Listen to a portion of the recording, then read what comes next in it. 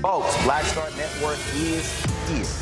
Hold no punches! I'm real revolutionary right now. Black power. Support this man, Black Media. He makes sure that our stories are told. Thank you for being the voice of Black America, Roland. Stay black. I love y'all. All momentum we have now, we have to keep this going. The video looks phenomenal. See, this difference between Black Star Network and Black-owned media and something like CNN. You can't be Black-owned media and be scared. It's time to be smart. Bring your eyeballs home. You dig?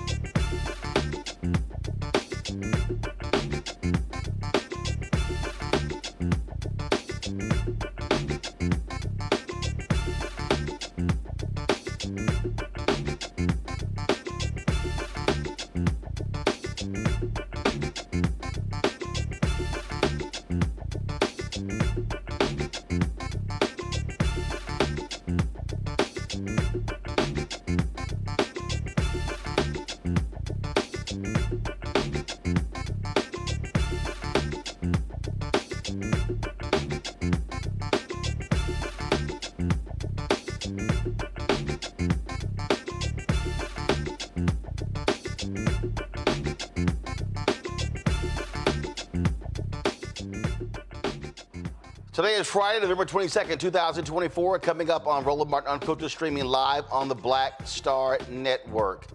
A new study examines how generations view financial success. I'll discuss the huge disparities between generations with economist Morgan Harper and Gen Z. Literally, I don't know what's wrong with them. Wait till I show y'all these numbers.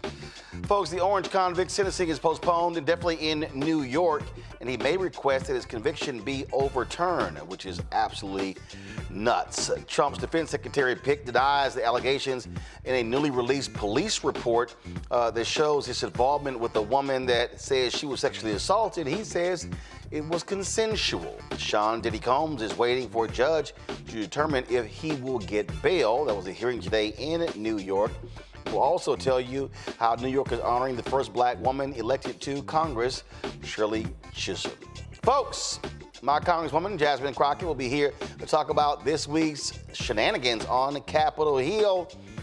And also, why is it that white political pundits, reporters, journalists, commentators keep whining and complaining that Democrats focus too much on identity politics when they completely ignore that whiteness is an identity? It's time to bring the funk on Roland Martin Unfiltered on the Black Star Network. Let's go. He's got it. Whatever the biz, he's on it. Whatever it is, he's got the scoop, the fact, the find. And when it breaks, he's right on time and it's rolling. Best believe he's knowing. Putting it down from sports to news to politics. With entertainment just for kicks, he's rolling. It's on go, roll, y'all. It's Roland Martin, yeah. Rolling with Roland now. He's funk, he's fresh, he's real, the best, you know he's Roland Martin now.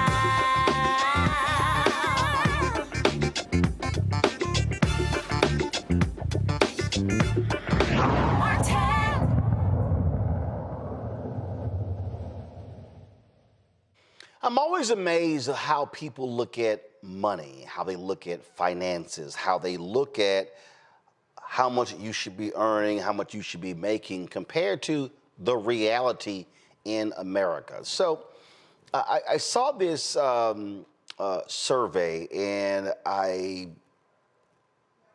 was completely baffled by what I saw. Pull the graphic up. So the question was asked, what does it take to be financially successful? And they looked at various generations. Well, boomers say, this is a survey of 2,203 adults that was conducted. Boomers, people born between 1946 and 1964, said, you know what, $99,900. Gen X, people born between 1965 and 1980, they said, oh, you know what? Your salary should be, again, y'all, this is minimum, $212,300. Millennials, 1981, 1996, said $180,900. Gen Z, born between 1997 and 2012, they literally said the minimum to be financially successful to earn is $587,000, $587,800. What the hell? Morgan Harper is an economist with the American Economic Liberties Project. Morgan, glad to have you here. Morgan, what's wrong with these people? What were, and I'm not just talking about Gen Z. I'm talking about the only person with any rational view are boomers. But when you see these numbers, do these people actually understand salaries in America? Well, okay, Roland. So I'm going to push back a little bit here because I do think we have to recognize the different experiences that the generations are having. So no boomers saying they're happy with making $99,000 a year, well, or to be considered financially successful. Well, are they also getting a pension? Are they feeling like they already own a home and they have some equity in that home? And as we move through the generations, that might be a whole different calculation. Gen Z, and this gets back to a lot of what we were hearing, after the election, not feeling financially secure, feeling like their healthcare costs could be changing at any time. They're not anywhere near qualifying for Medicare. They're not close to being able to buy a home. Landlords could be changing prices on them at any moment. I think there is this overall lack of a sense of financial security in younger generations. What's interesting to me is the dip and the change between Gen X and millennials. Millennials are kind of like more at ease with less money than Gen X. But yeah, that to me, I would say probably like the changes in the cost of living and what people are able to attain in terms of financial success at certain stages of life has changed quite a bit over the last 40 years. Here's where I'm going to push back. I believe that when I look at those Gen Z numbers, I believe you have a generation that has a social media view of the world where you can take multiple trips a year, multiple vacations, how you want to live. Because here's the reality. The numbers don't lie. The percentage of Americans who earn more than $500,000 a year is less than 1%. The other day, I saw a video where this guy was on, and he goes, "Oh, $100,000 salary means nothing," and I went,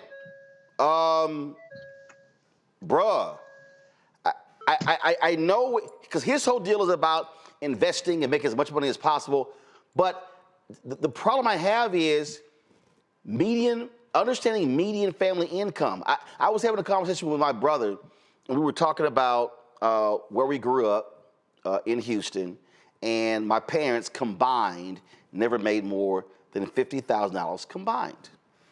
So we were on this group chat, and my brother said something about the category we were in, and I said, no, actually that's wrong. I said, if you look at the salaries that mom and dad made in the 70s, we were actually middle class. So you're thinking we were actually lower. No. We were actually middle class. I don't think people understand really median family income in this country. Understand that. And so I think that's where I struggle. So people are walking around with this view of there are these numerous $500,000 jobs out here. And I'm like, no, it's not. I think that's possible. I mean, yeah, I do think that there's a skewed set of expectations to an extent, but I don't think that we can attribute it all to that. I mean, you can't deny that the average person is having to expend a lot more financial resources to attain what are considered the basic or the typical building blocks of the American dream, with the house, childcare, healthcare. But I do think we have to factor in, some of what might be driving what you're identifying as a little bit of irrational estimations could be that sense of insecurity. And there is something emotional and not entirely scientific about how we estimate the value of that insecurity that comes from, and this is, something that I hear a lot from people, business owners, individuals who are working, healthcare premiums, for example. Right. I mean, even, my current employer, it's like, okay, well, I know what I'm going to have to pay for my healthcare premium this year, but it's possible that doubles next year. And then you just have to adjust. So I do think that lack of security, is driving a lot of these skewed perceptions. But also I think what also drives a lot of this is also how people live. I've had conversations with people, and we talked about what we spend our money on, in terms of vehicles that we buy. I know folk who literally brunch every Sunday. And when you look at, first of all, let's not even talk about you go to Atlanta, some other places. So then you start saying, okay, so you brunch every Sunday. How much are you spending on brunch? And then, I guess I have this flashback. I remember my 6 nieces we were, it was one of those weekends where I wasn't traveling. My wife was traveling. I had the 6 nieces. We're coming home from church, and one of my nieces goes, "Uncle Roro, where are we going to eat?" I said, "Home." And she's like, "Well, when we're with Aunt Jackie, we go here." I said, "Oh, I know." I said, so we're in the car, and I said, "Okay, let's walk through this. There are 6 of you. This is what it's going to cost for the 6 of you, for all of us for the 7 of us to go out and eat." I said, now, let's now multiply that times 4 every Sunday, times 12. I said, now, how much are your tutors? How much are the other things that I buy you? Because I wanted them to understand what a real cost is. I also think that there are folks who believe that they can live a certain way, which other people are living, when you ain't got that money. And so there comes a moment where you have to be realistic. And as somebody who hires people, Morgan, it's crazy when I'm interviewing people, and I'm serious. I interview people who are recent college graduates who have limited skill set, and they actually believe that I should pay them $100,000. No, I'm serious. See, the reason I saw this study and I was like, yeah, I understand this here, because I've been in interviews. It's like, oh no, 85,000. I just can't do that, and I'm going, you don't know shit. I'm not gonna pay you $100,000, and you literally don't have any skills. There is just there is a total disconnect for me between reality on what you can deliver and what you should be paid and actually what you're worth. That might be true, but when we're talking about trends across the entire country and this stark of a difference between generations, I do think there's something deeper going on. And even, at the micro level. Psychosis. Perhaps, but even at the micro level, like you're identifying, it's like, okay, sure. Yeah, I mean, some of that might be stemming from a desire of wanting to live large, but I do think there's this general sense, especially as you go younger and younger and younger in American society, that I got to look out for myself. There aren't a lot of backstops here. I don't know what's coming, and I'm going to try to get mine as quickly as I can. And yes, some of that could be due to things like social media and wanting to go out to brunch a lot. But I think we need to be honest about the fact that there's some systemic things behind that do relate to the economy that are also leading to that level of wanting to get as much, as quickly as possible. Gotcha. Well, I want people to have a dose of reality to understand what's actually happening out here in the real world. When I look at, last point I'll make for you, when I look at, for instance, what's happening in media, you look at, Comcast spinning off these networks. There are people who are at these places who are reporters and producers who are going, I can't take a pay cut. And I was one person who was an advisor, who's an agent, and the agent said, do you know what's actually happening out here in the real world? Do understand what you're now making in a declining business, you're not going to go across the street and get. So people who have been in a lot of these places who have been making $200,000 and $300,000, $400,000, they're about to see 20, 30, 40, 50% cuts because the business is declining. And they're going to actually have to make adjustments to their lifestyle because they think, oh, I can just go to this other network, not realizing they're cutting too. And so that's where I just think people need to be very realistic about what's happening economically in the country, in the world, in certain industries, and how things are shifting. And so where they were 5 years ago is totally different today. Final comment. Final comment on that I will respond to is, sure, but also there are some dynamics happening in the economy, like you're talking about changes in the media environment that we just don't have to passively take. For example, this week, we saw that Google is now, their proposed remedies on the table to break up Google and force innovation into the AI space that won't just leave it that they're just a few people who maybe get lucky enough to be part of Google building AI, but we can have a whole range of companies that are out there building products, needing to hire these people, can pay people over $100,000 a year, and create much more opportunity than continuing to just enrich the same select few who rise to the very, very, very top of the U.S. economy. So that's my final point. All right. Much more to talk about. All right, we'll have this conversation again because I do think it requires a really deep discussion because I just think a lot of people are right now kind of crazy with some of this stuff. So we'll discuss that a little bit more, Morgan. We appreciate it. Thanks a lot. Yeah, good to see you. Take care. All right, got to go to a break. We come back. I'm going to chat with this with my panel. And I'm telling y'all, we'll be right back. Hi, I'm Dr. Jackie Hood Martin, and I have a question for you. Ever feel as if your life is teetering and the weight and pressure of the world is consistently on your shoulders? Well, let me tell you, living a balanced life isn't easy. Join me each Tuesday on Black Star Network for A Balanced Life with Dr. Jackie. We'll laugh together, cry together, pull ourselves together, and cheer each other on. So join me for new shows each Tuesday on Black Star Network, A Balanced Life with Dr. Jackie.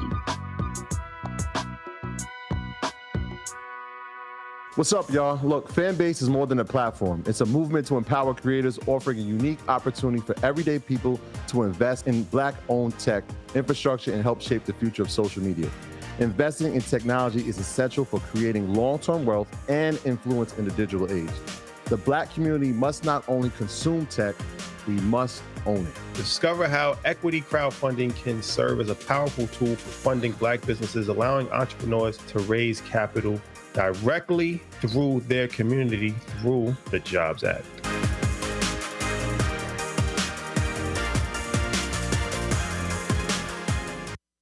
Pull up a chair, take your seat at the Black Table with me, Dr. Greg Carr, here on the Black Star Network.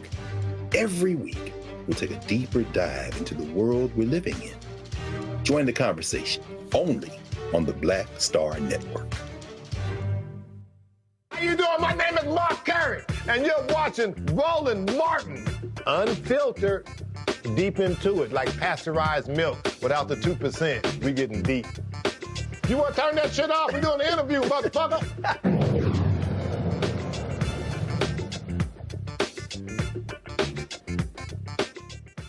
All right, folks, my panel, Kelly Bethea, communications strategist out of D.C., Michael Imhotep, host the African History Network show out of Detroit, and we'll be joined in a moment by Matt Manning, civil rights attorney out of Corpus Christi. Okay, yeah, I'm going to start with you, Kelly. All right. I knew it. Of course. So the thing for me here is not, oh, you're Gen X and you just don't understand.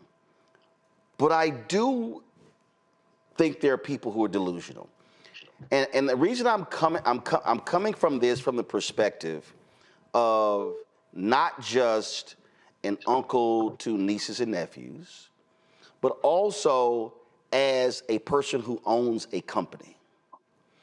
And when I am out mentoring people, advising people, when I'm interviewing people, when I'm listening to these conversations, when people are talking about their expectations and what they expect to make and things along those lines, and then I see something like this here, and then I have conversations with people and I look at what they're spending money on and things along those lines. I think, and somebody in the chat just said this, and I do agree with this, but I think you have some folks who believe that they should be, like, what their parents have earned or what their parents have done, that they think they should be getting right now, when they actually haven't actually done anything to get that. And when I saw this, I was just like, so you think that the average, your average salary, this wasn't what your savings should be, that your average salary should be $500,000 or more. I'm sorry, that's literally delusional. It's just delusional. It cannot hold up to the facts of what actually happens in this country when it comes to what folks get paid? I think there's layers to this, right? I understand your point of view on this, but I also saw the perspective of your last guest regarding this matter. I think that when it comes to Generation Z and even generations after Z, like Alpha, they're getting older too, and they're seeing what it takes to live in this world. $500,000 a year salaried, that's a little egregious by any standard, but you also have to understand that when it comes to 587,000. Oh, my bad. Sorry. Almost 600. Wait a minute. Almost 600,000. I get that. You know what I'm saying? Like, okay. Over almost $600,000, right? I look at how Social Security is going to decline, how Medicare and Medicaid is going to decline, how now that we have the Mango Mussolini in office, a lot of tax-paying services are going to be whittled down, whittled away, and disappear altogether. Hopefully not, knock on wood. But I think that as delusional as it may sound, it might actually be realistic to the generation to that generation's mindset that they are the only ones who are going to look out for themselves, and they think they need as much money as possible in order to do that. Now, do I think it's $587,000 a year? Not really, but I understand the perspective and the mindset around why they would think it needs to be that much money. Because I'll let you know right now, I live in DC. I'm not quite at six figures just yet, but I make a solid salary, right? And I still, from time to time, struggle with my finances, not because I'm spending it frivolously on brunch. I make my own brunch. I don't really go out like that. But it's something to be, first of all, DC is expensive as hell to live. And I live in DC proper. I'm not even talking about DMV at large. I'm talking about in DC. It is expensive as hell to live in DC. So you have to consider what it costs to live in these major metropolitan cities, and I'm talking basic needs. Gas is high, groceries high, rent is too damn high. If you have a car, they charge you out the wazoo for insurance. My car note is cheaper than my insurance just because I live in Washington, D.C. So I think about all of those numbers and the finances therein, and looking at my salary, and it's like, I need more money, and I already work full time.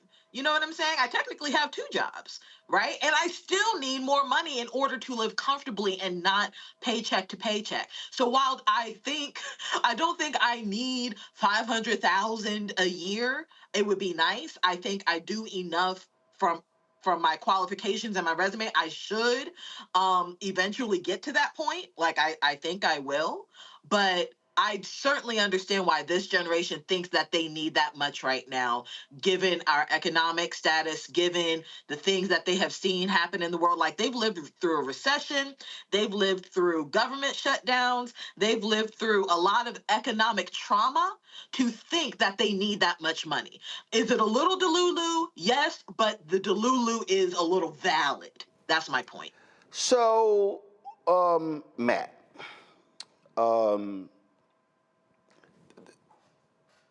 the reason for me, I think this is nonsensical and delusional is because I'm a firm believer in people understanding the reality of the world that we're living in. And I'm just going to give you this.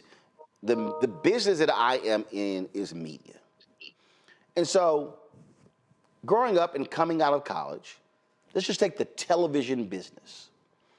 Everyone in the business understood that from a television market size, to get into the number 1 through 10, a top 10 market, you had to have some skills. Those were the largest markets, the largest salaries, things along those lines. And I would have these conversations with people who graduated from college and who would say, oh, well, I'm from San Francisco. I'm from Chicago. I'm from New York. I'm from the DMV. I'm from Houston. And so I want to go back home and get me a job. Okay, you are a recent college graduate trying to get you a well-paying job in a top 10 market where you are competing against people with real experience who have gone to smaller markets who are trying to get to a top 10 market. You ain't got a shot. And so when I've had these discussions, they will go, why? I don't understand. I go, because you literally don't have the skill set to compete. And I've had some people, they say, well, I don't want to have to go work somewhere else to get the experience. And I would then say, okay, good luck. Because the likelihood of you getting the experience, and what that has led to people who said, why do I have to move different places to be able to flourish in my career? My response to them was, you have to go where the jobs are. You can just say, well, I'm from here, I want a job here. Okay, do they exist? And there has to be a dose of reality about the world that we're living in, where you have to decide, hey, what's gonna be my major? What are the jobs after I graduate? Do they exist? What do those salaries pay? Where are they? Like, there are multiple things that you need to be factoring in as you're building your life, as opposed to this utopian view of, I'm gonna major in this, I expect to be making this, and the data simply doesn't support any of your fantastical ideas. Yeah, so I mean, look, I got shipwrecked in Corpus Christi because the first job I got out of law school was here in Corpus Christi. That was 10 years ago. I now make 3 times what I was making then, thanks be to God. Yeah, you're right, to some extent. But I do think that your analysis misses some of the larger data points here first. As it relates to the Gen Z, I mean, a person who's 20 years old was born in 2004. So an 18-year-old is 2006, right? So a large swath of the people in that group, and presumably they weren't actually responding to the survey, but a large swath of the people in that group have not worked meaningfully and probably don't have a real idea of what earnings look like in the real marketplace. But one of the bigger phenomena that we have to talk about is the fact that the federal minimum wage hasn't changed in 15 years. It's still $7.25.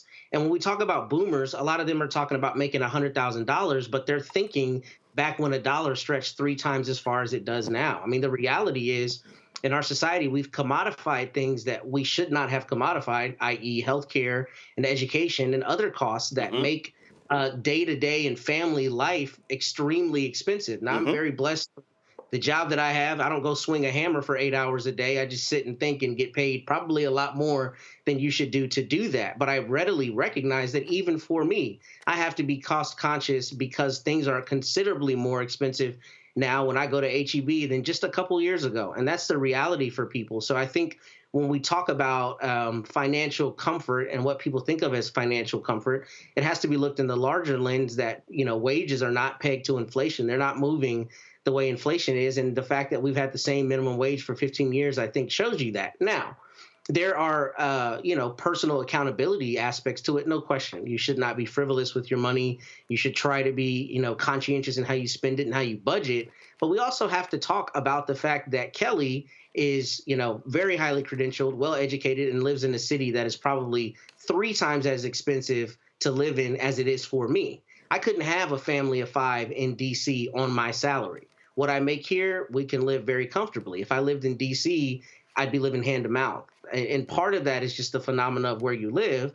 But also part of that is that we as a society we're not smart a lot of times about what we accept in terms of what we allow to be commodified and what we don't allow to be commodified. If we found a way to make the cost of things that are necessities more accessible for more people, and it didn't bankrupt you to send your kid to childcare, then you wouldn't have these skewed perceptions of how much money you have to make to, quote, live comfortably.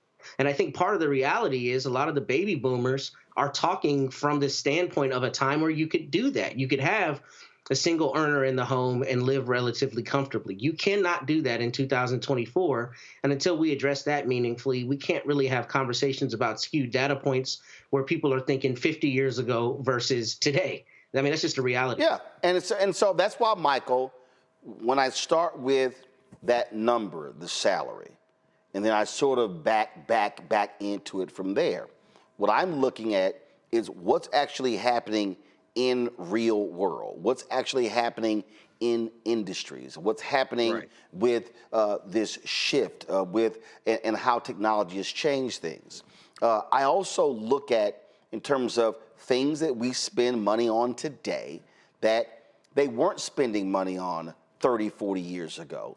I look at, so when I look at the folks who talk about, people who talk about, oh my God, I mean, the cost of all of these streaming services, I say, well, actually, relatively speaking, that's what people were paying for cable television. And before cable television, that was a thing called broadcast television.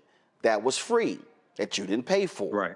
And so it was ABC, NBC, CBS, and then Fox Broadcasting came along later. And then, of course, you had these independent television stations, and that was a thing called the Star Spangled Banner and the American flag being played about, by 1 o'clock in the morning. It was like, yo, that's about it.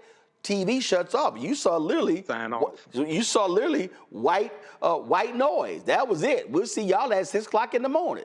And so you had to go figure out something to do between 1 a.m. and 6 p.m. So just go read a damn book because your ass couldn't watch television. And so you look at how things begin to change. You look at how again, when I bought 2008, when I bought my Lincoln Navigator, paid for it in cash, it was $49,000. The new Lincoln Navigator in 2024 starts at around $90,000. Okay, and so that is a huge shift. What I'm saying, what I try to say to as many young people as possible is I need you to have a realistic understanding of the world that you're living in, so when you step out, you're not sounding delusional. It's also a state of mind where, I mean, I've witnessed this owning this company. I witnessed this when I was at TV One. There were folks who quit jobs like it wasn't no big deal.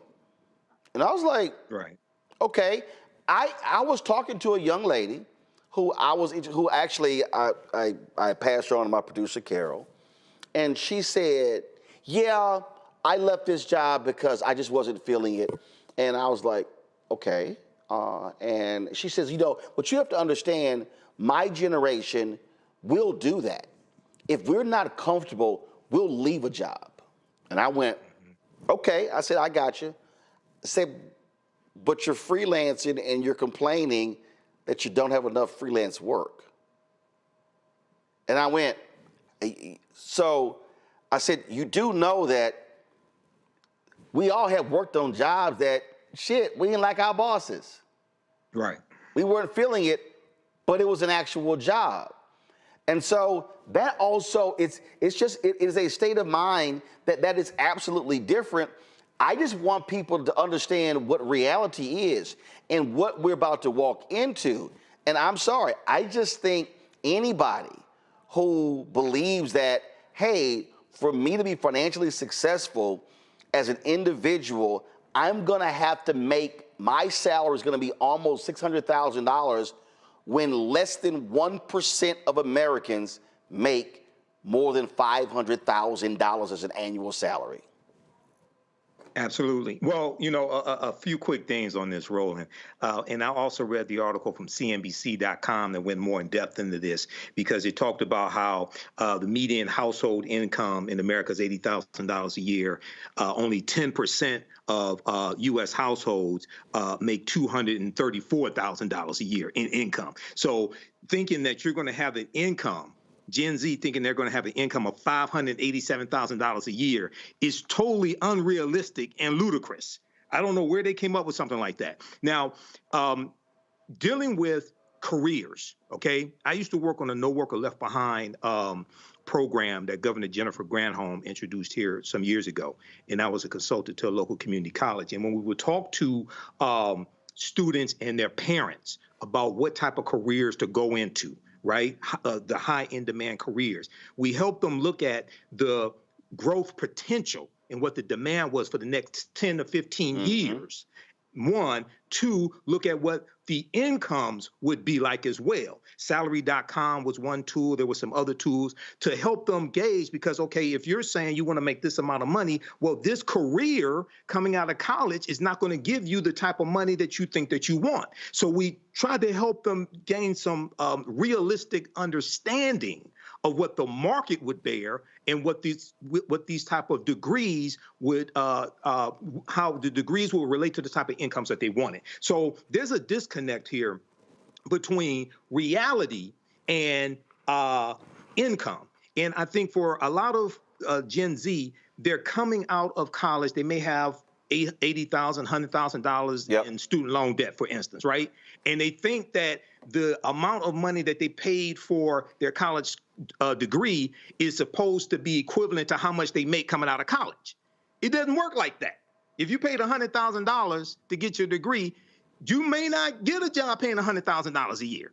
That's not reality. So, and then lastly, with the baby boomers, you're looking at people who lived through recessions, but also have acquired more. They may have pensions, Social Security, they have one or two homes, they've accumulated some wealth. So they understand that average income, $99,000 a year, they could live comfortably on that because they've been through so much and have acquired so much. Whereas I understand Gen Z, they're trying to acquire wealth, buy a home, buy a car, move out of their parents' house, things of this nature. But $587,000, that's not happening, generally speaking. So I'm about to go somewhere that's going to be a problem for some people. And guess what? You're just going to have to deal with it. You also have to factor in the reality, and Matt, you touched on it, when you have a family and there are two incomes in a family. And what I mean by that is, my sister, when she and her husband, they were going to buy a home. And the guy goes, wow, you know, with both of your salaries, y'all could get this house. And my sister went, we gonna buy this house based on one income. So just in case anything happens with a job, we can keep paying the note.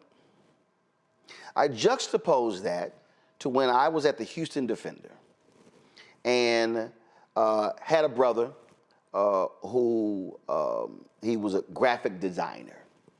And nice brother, very good skill set, all those good things. And so he owned a Ford Explorer, relatively new, clean. He had put this big time sound system in there. So he got a raise. Matt, he went out and he upgraded to an Expedition. That was just him and his girlfriend. And about 4 months later, man, he was complaining because the note on that Expedition. And I remember saying to him, I said, I'm just curious. It's just you and your girl. Why did you, and listen, it wasn't like, I mean, Sonny paid us well at the Houston Defender, but it wasn't other type of salaries, okay? This was a black weekly newspaper. I said, why did you go out and upgrade to an Expedition when you had a perfectly clean, fine Explorer, and it's just the two of y'all? Man, he looked at me, he just couldn't even answer the question. When Michael was talking about majors, I've had this conversation, Matt, with people, and I would go, okay, you want to major in that, okay, what's the job you're trying to get? Then they would explain to me, then I would go, okay, so you're going to accrue this amount of money, this amount of debt, because your parents you're not getting a free ride. So you're going to accrue this amount of debt getting student loans. So does the job that awaits you, are you going to be able to service that debt? And he looked at me like it was deer in headlights. Just the other day, I had a conversation with a couple of students who work for us who asked me, what are your thoughts about going to grad school? I said, why? Response was, to make more money. I said, you're not going to make more money in this business going to grad school, because this is a skill-based business. You're going to accrue more debt going to get you a master's. I said, having a master's means nothing in journalism. What can you do? And I've had this discussion with people over the years. I think part of the thing that we're facing, Matt, in this society is that we're facing people who aren't having realistic conversations about the present and the future, about economic decisions that you make today will have an impact for you further down the road. And that plays a part in this in terms of what then happens 10, 15, 20 years later, because you made a decision that you thought was a great decision coming out of high school, going to college, or coming out of college, when it made no economic sense at all, and you never sought any data and information to make you make a better life choice. Just your thoughts. I think that's a really astute point. There's a lawyer that I practice around down here in South Texas, and none of his kids have gone to college. All three of them have started small businesses, including one started like a taxidermist when he was, I think, 17. And he's told his children, don't go to school and rack up a whole bunch of debt, start a little business, work for yourself. I don't think that necessarily works for everyone, but I think you're hitting on a very important point that's an integral part of this. People in my generation, so I guess Gen Z, we were just preached and beaten into our heads, go to college, get a degree, you'll make more money with that. But there are really a lot of nuances in that conversation about what degree you have. You go to school and you get a degree in engineering, you don't need graduate school necessarily, right? But if you go to school and you get a degree in political science and you don't go to law school, your earning capacity is just not as great as someone who has a degree in a hard science. And I think those economic conversations are extremely important because college is a calculated risk, right? You're taking a bet on what you're going to be able to earn based upon the fundamental knowledge you get to build that skill set to go forward.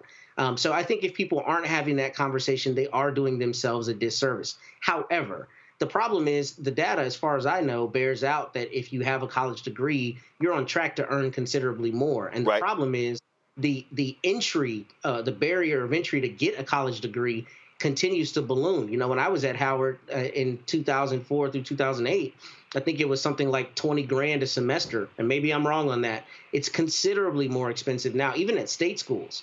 So, part of the problem is we also have a culture of elitism in this country where we don't talk enough about the trades and having a good, solid trade. At the end of the day, I'm not a carpenter. Clearly, one of my son's drawers behind me needs to be fixed. I'm going to call someone to fix that if I can't fix it, right? There's no shame in having those jobs. And I think we need to have that broader conversation. But I also think that skews the conversation. Because when you're talking about people earning in the 60s and the 70s, you can have a union job that did not require education beyond a certain point, and you could live a comfortable life. I don't know that that's economically sustainable anymore. And unless we're having that conversation, then we can't really discuss the nuances of how difficult it is to be financially stable and successful. Now, you can make individual choices. You should always be prudent. But the larger macroeconomic forces, I think, are at play in a way we don't always factor them in these conversations. So let me go back to when I talk about those decisions that you make then, Kelly, to now. I've had numerous people, why didn't you go to HBCU? I said, because I didn't. I said, what's the problem? So then I begin to walk them through this. I begin to explain to them that my brother was in college a year ahead of me. Then I went to college, and then my sister was right behind me.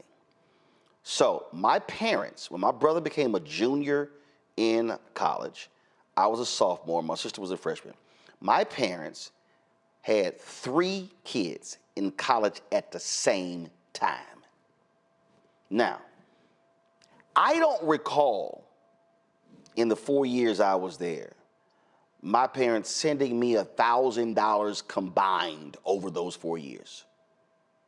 I don't, because it was still 2 sisters who were at home. So here I am coming out of Jack Yates High School, Magnet School of Communications, the top student there. I could have gone to Missouri, to Northwestern, Syracuse. In Texas, it was University of Texas, North Texas. I wasn't going to University of Texas. My brother's at Texas A&M. So I could have gone to the top schools. But I couldn't afford to come home. So here I am going, okay, I have to make an economic decision. It wasn't that, I'm going to the school of my dreams.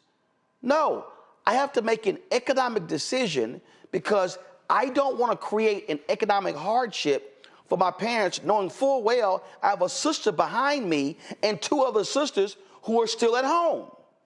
So I go to Texas A&M. My brother's already there. He had an academic scholarship. This course tuition was totally different then. I get one, $10,000. Guess what? $2,500 a year, but it was an offset. We actually lived together. Guess what? Shared resources. My whole deal was, I know I'm going to get a job. When I've had this discussion with people, I've said to them, I didn't go to a private HBCU. Look at the cost. But I also didn't go to a private PWI. And so I tell people, I made an economic decision at the age of 18 because it wasn't just about me. And so I've talked to people who are children, and they're like, my dream school is this. And I'm like, but do your parents have that dream money to fulfill your dream school? And so now, if you decide to go there and incur a massive amount of debt, there's going to be a reckoning that you actually have to deal with. And when we hosted a discussion, Joe Madison was on the panel at the Howard Theater, a brother stood up and he was like, I'm voting against Obama. I was like, okay, why? He went, well, because, I want to be a professor, and I went to Xavier University in Louisiana, and I got my undergrad, and I had $150,000 in debt, and then I got my master's, and I'm working on my PhD at Tulane, and I'm gonna have $300,000 in debt, and I'm never gonna be able to pay it back. And I told the panel, I got this one. I said, who told you to go to 2 private schools? I said, I know what your mind was saying, but did your pocketbook match it?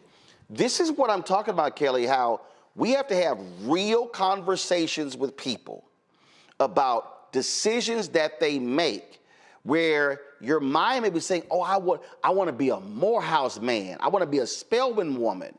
Okay, but can your family afford that?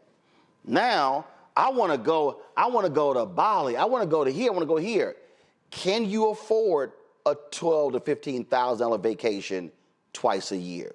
We have to really begin to have, I think, real conversations about decision making and how that has a direct impact on your pocketbook and your ability to be able to accrue wealth, to be able to do things. And I just think that is what is troubling me, because so many conversations I've had, and I just sit there, Kelly, and I go, man, they about to have some problems in about 10 years. It's going to be ugly in 15 years. I see your point. I do. And I'm not going to say that you're wrong per se, but I think it's a very limited way of thinking how people make these economic decisions that you're talking about. I went to 2 public schools. Bowie State is a public institution. University of Baltimore is a public institution. I still have $250,000 in debt from both of those institutions. And that was with scholarship money. That was with grants. That was with everything. Right. So, and I actually made those decisions based off of economic decisions that you're talking about. So it's not just about, oh, I want to be a Morehouse person, I want to be a Spelman woman, et cetera, et cetera. There are HBCUs that are public that are still expensive to lay people. There are PWIs that are expensive, that are public to lay people. And we were indoctrinated with the notion that we must go to university, that we must go to college in order to get some form of salary to not just pay these loans back, but to succeed at all, to make money at all. So we are just now shifting the narrative that you don't have to go to college in order to be successful. But we have generations prior, being mine, that's too late. That notion is too late for us. We've already been indoctrinated. So when I see Gen Z with these lofty goals of making $500,000 plus a year, I'm sorry, $587,000 a year. Yes. Right? It is because they saw the prior generations being indoctrinated, and they're like, I don't want to have to choose between a vacation and something that's not going to benefit me. I don't want to have to choose between a water bill and a cell phone bill and a car note. I don't want to have to choose. And if we are going to die tomorrow, let me go to Bali today. That it really is a mentality of, I'm not going to be here long. Let me make as much as I can now in order to say that I did something with my life today before I go. That is the mentality that I'm seeing out of this newer generation, right? Because they have seen their parents, their grandparents, even their brothers and sisters who are older than them by, a generation gap, right? Literally sacrificing and doing the right thing and coming up empty as a result. So I understand where they're coming from with these lofty goals. Are they always realistic? Again, like I said previously, no, it's not realistic for you to think that everybody and your mama's going to get $500,000 a year. It's just not going to happen. But in that same breath, understand that $99,000 don't go nearly as far as it used to. So we need to find a median. Right. But here's what I would say. A $99,000 job is more than a $45,000 job. Sure. And what I'm saying is, the reason I was walking through that, I was walking through decision making. I was walking through how we make decisions, how we decide what we do, what we spend, how do we accrue debt, how do we get rid of debt, how we do those things, and how do we make life choices. When I look at the numbers don't lie, Michael. When you have two income households, it's a different story than when you have a one income household. Because the things that you have to then do as a single individual changes when you have a second person who can help out. What I'm trying to get at is how we make decisions and how we process these decisions and the impact later down the road. Remember when I was working at WVON radio and I was at CNN and a crew came in and they were installing something in some light stuff in my office, and they were going to call a cab to get to the airport. I said, man, I'll just drop you all off at the airport. So we come out of the radio station. It was two white guys, and one of them goes, man, I thought you would have had a BMW or a Mercedes. And I said, this Corolla gonna get y'all to the airport the same way as that BMW and the Mercedes. Right. And it was funny because he like every time we would talk, he would say this, and I finally was like, well, why do you keep thinking that? And he was just like he just didn't understand why I didn't have this really nice, expensive car. I said, let me explain something to you. I said, this sucker get 35 miles to the gallon. I said, it's 4-door, it's clean, it serves my purpose. I said, if I had to attend a black tie function at a 5-star hotel, I would drive up to that 5-star hotel in my Toyota Corolla, hand they ass the keys, and walk my ass into that 5-star hotel to the Black Tie Gala, because I don't give a damn what nobody else thinks. And I said, I'm not going to buy a car to impress some folk I don't know. I'm perfectly fine with the car that I have. So that was a state of mind. That's also an economic state of mind, because what I did not want to do was make economic decisions that, as the Lou Rawls song where he cop for it now, then you cry later, where it was called Charge Card Blues, where you make these decisions now and you crying later, as opposed to saying, yo, I'm good. My self-worth isn't defined by that car or by that Birkin handbag or by these shoes or by these suits. Now, if I can afford those things, knock yourself out. What I am seeking are for us to have decision-making conversations that correlate with how we're going to be living, and then go, hey, wait a minute, this is what I'm making, this is what I can do. Hey, it's great to say I want to be able to do those things. I got frat brothers who got private planes. I've ridden with them on private planes, but Roland ain't got no problem getting my ass on Southwest Airlines. I'm good because it's here. This is what I think what we have to be having more conversations about, how we view the world, how we make economic decisions, how we spend, how we save, how we invest, and how we define self-worth. And I just want us to be more realistic when we're trying to have these discussions, especially when we talk about salary and living below means and above means and things along those lines. Absolutely. So I'm going to lean on my experience in teaching entrepreneurship for 7 years. A lot of people know my degrees in business administration. But one of the books we used to use, and I used to teach with one of my former college professors from Wayne State's Business School, one of the books we used was The Millionaire Next Door by Thomas J. Stanley.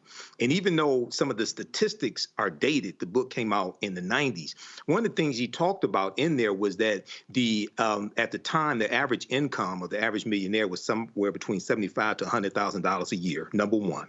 Number two, the majority of millionaires didn't drive Mercedes and BMWs, things like this.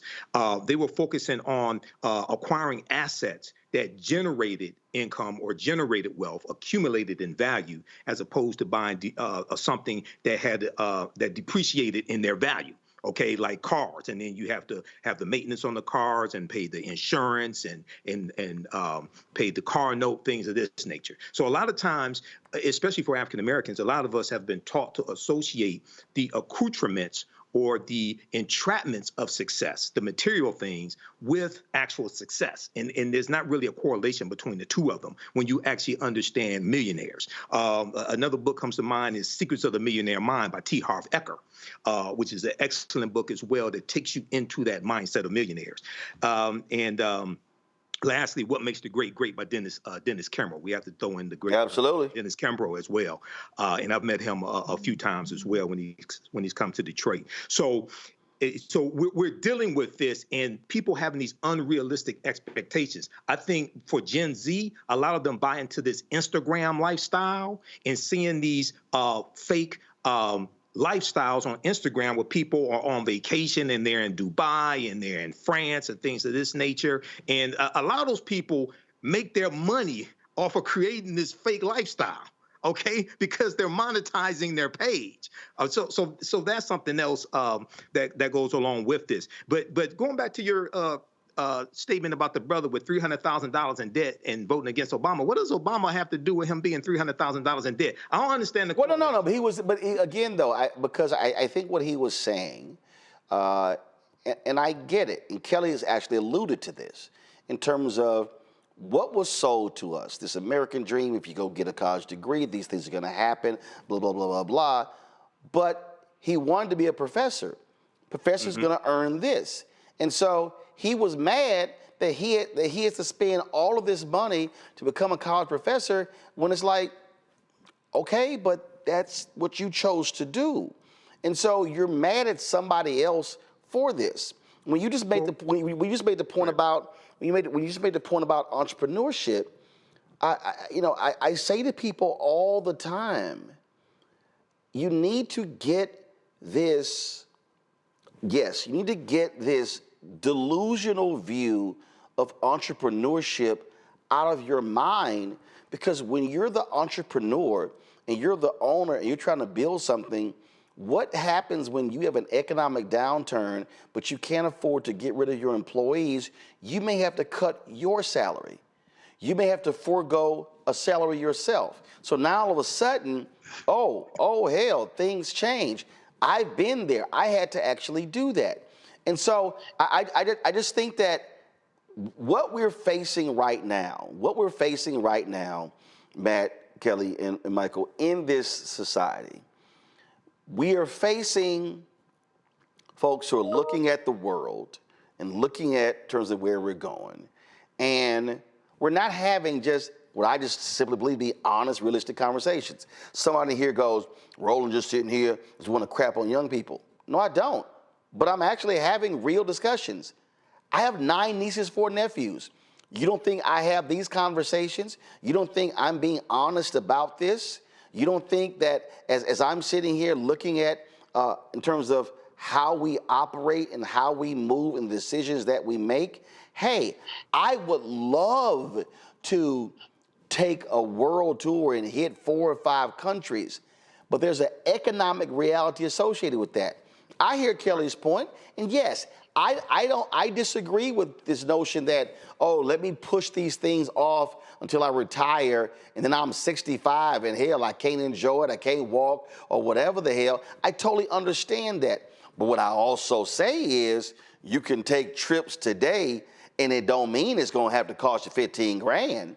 I got a friend of mine whose daughter hit him up to ask her parents to pay off her credit, or 25,000+ Amex credit card debt, because she did not want to dip into her personal savings.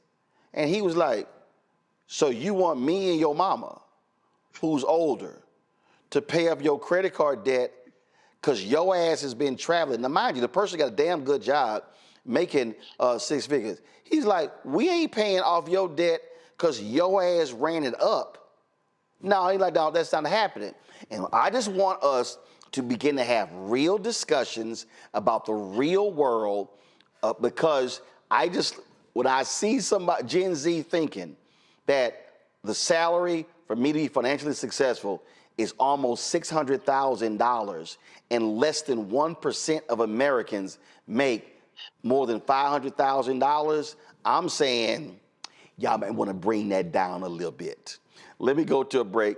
We'll come back more right here on Roland Martin Unfiltered, the Black Star Network. Be sure to support the work that we do, folks. Well, of course, we finally got around Cash App and Only Drama. If you want to support us via Cash App, you can do so via Stripe. This is the QR code right here, and then you can contribute via Cash App. That way, you can also send a check and money order to P.O. Box 57196, Washington, D.C., 2003 7-0196. PayPal, R Martin Unfiltered, Venmo, RM Unfiltered, Zelle, Roland at RolandSMartin.com, Roland at RolandMartinUnfiltered.com. We'll be right back. Pull up a chair, take your seat. The Black Tape with me, Dr. Greg Carr, here on the Black Star Network. Every week, we'll take a deeper dive into the world we're living in. Join the conversation only on the Black Star Network. Hi, I'm Dr. Jackie Hood Martin, and I have a question for you. Ever feel as if your life is teetering and the weight and pressure of the world is consistently on your shoulders? Well, let me tell you, living a balanced life isn't easy. Join me each Tuesday on Black Star Network for A Balanced Life with Dr. Jackie. We'll laugh together, cry together, pull ourselves together, and cheer each other on. So join me for new shows each Tuesday on Black Star Network, A Balanced Life with Dr. Jackie. Hatred on the streets, a horrific scene, a white nationalist rally that descended into deadly violence. White people are losing their damn minds. As an angry pro-Trump mob storms the U.S. Capitol, we've seen shooting. We're about to see the rise of what I call white minority resistance. We have seen white folks in this country who simply cannot tolerate black folks voting. I think what we're seeing is the inevitable result of violent denial. This is part of American history. Every time that people of color have made progress, whether real or symbolic, there has been what Carol Anderson at Emory University calls white rage as a backlash. This is the rise of the Proud Boys and the Boogaloo Boys. America, there's going to be more of this. Here's all the Proud Boys, Dave. This country is getting increasingly racist in its behaviors and its attitudes because of the fear of white people. The fear that they're taking our jobs, they're taking our resources, they're taking our women. This is white fear.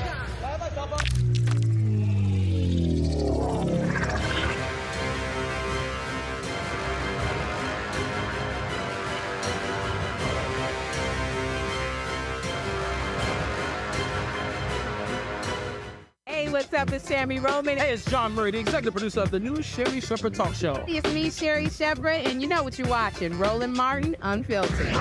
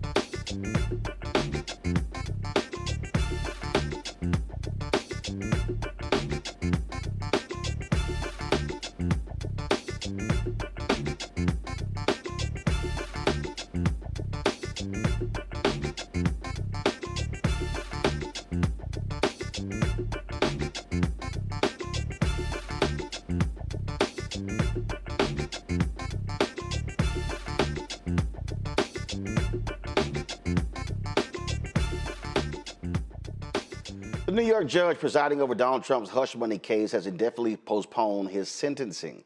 Judge Juan Merchan's one-page order directed Trump to file a formal motion to dismiss the case by December 2nd and to have Manhattan District Attorney Alvin Bragg respond by December 9th. Trump has indicated he plans to ask for the case to be tossed to facilitate the transfer of presidential power after his election victory. Trump's lawyers want the case dismissed outright and immediately. They say doing otherwise will interfere with his presidential transition and duties. Prosecutors are open to putting the case on hold, but don't want to scrap altogether. All right, I need to get into this because, and Matt, I got to start with you here. This is what I don't understand. Donald Trump was convicted in New York State. This notion that a president cannot be prosecuted is based off of a memo written during the Nixon administration. Now, we know the Nixon administration was trying to keep him from getting convicted. A state does not have to abide by a DOJ memo. Just because, and here's my whole deal, let a court adjudicate it, but I don't understand why New York State and why Georgia, why they are postponing just because the election is over and then he gets inaugurated. And also this notion of, oh, just drop the whole case because I won? No, you were convicted. This is bullshit. Yeah, it is. It's complete garbage. There's no justification for it whatsoever. And look, even if we were talking about a prospective prosecution, that's a different thing than 12 people sat in the box, looked at the evidence, and convicted you of 34 felony counts. So all we're talking about at this point is sentencing. The real conversation we should be having is Donald Trump going to be on probation?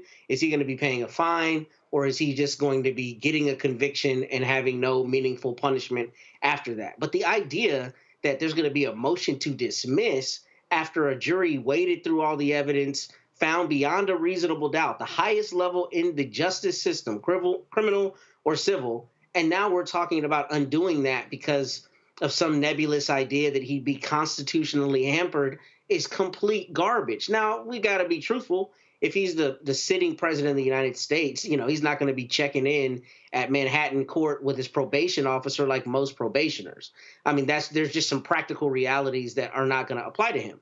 But the idea that we need to undo the entire case that's already been adjudicated is, I think, political kowtowing. I think it's people who are afraid of either being attacked by the MAGA mob or, losing some kind of political gravitas, I guess. But to me, it makes no sense. And in fact, I think it undermines Merchan. I think it undermines any judge that's presiding over this, because what do judges and all these people say in this system all the time? Rule of law. You need to have prescriptive outcomes. The whole reason we follow stare decisis and precedent is so that if one person goes into a courtroom, he or she doesn't have a wildly different outcome than other, circumstances that come before that judge. But in real time, what we're seeing is people saying this man is bigger than the law. And notwithstanding the practical realities of imposing a sentence on him, it's absurd to me that you've got a lame duck presidency now. He has not been inaugurated yet. You've got the better part of, a month and a half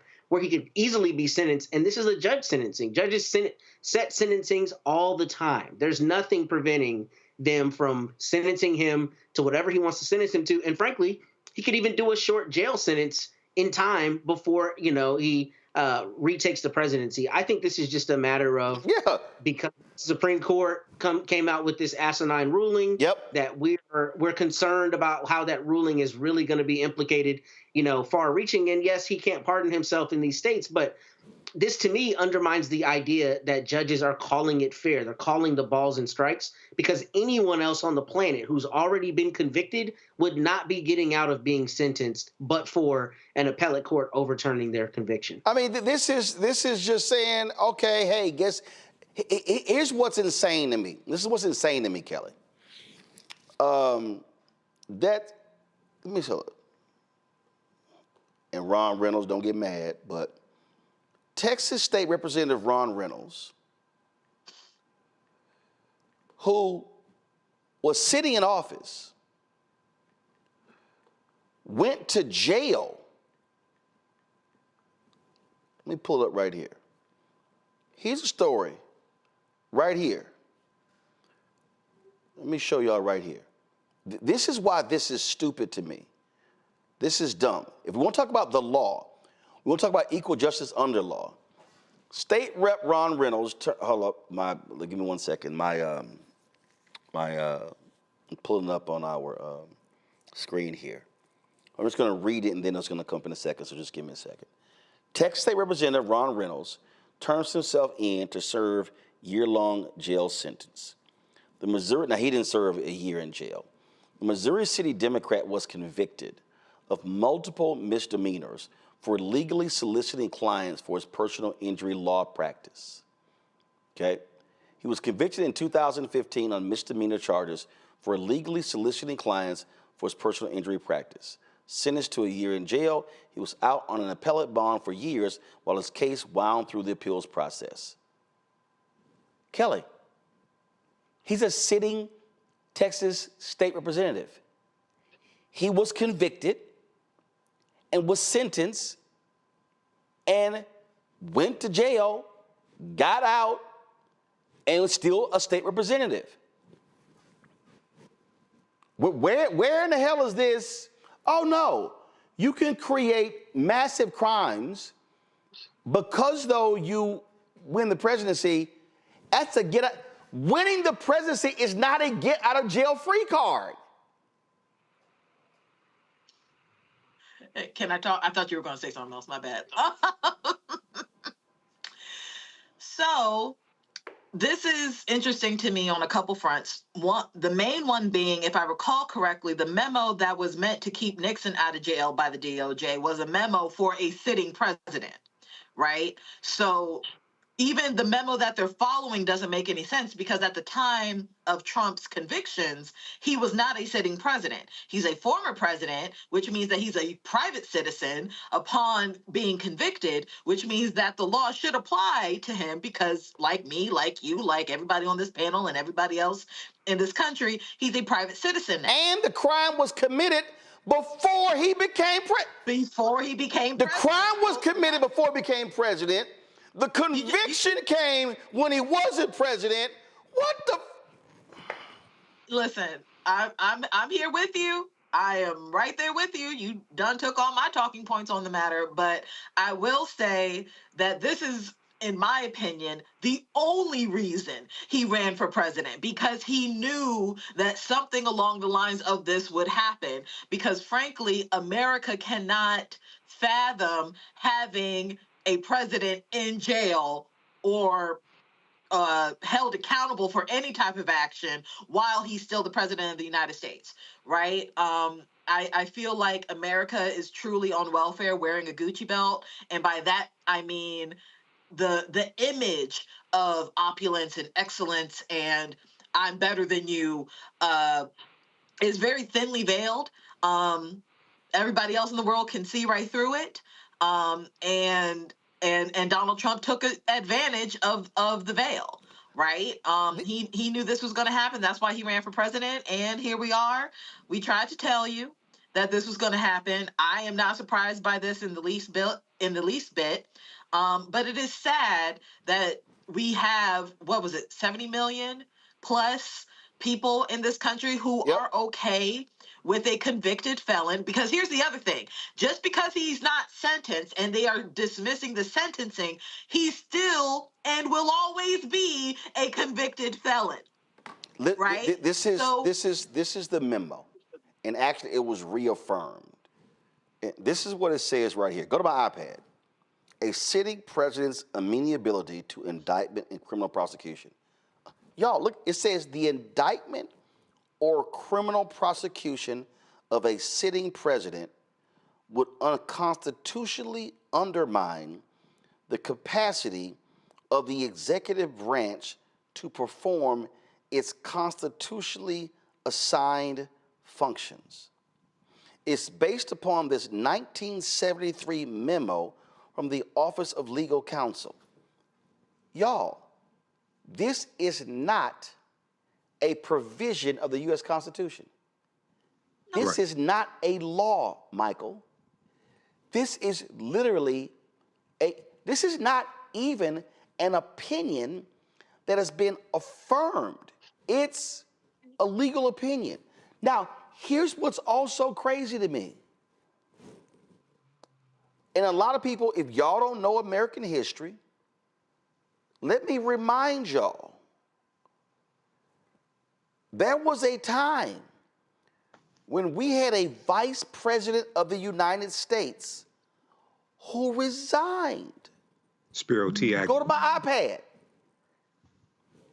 Spiro Agnew was the vice president for Richard Nixon. Mm-hmm. He pleaded no contest to a charge of federal income tax evasion in exchange for the dropping of charges of political corruption. Y'all, for y'all who don't understand, this is from history.com.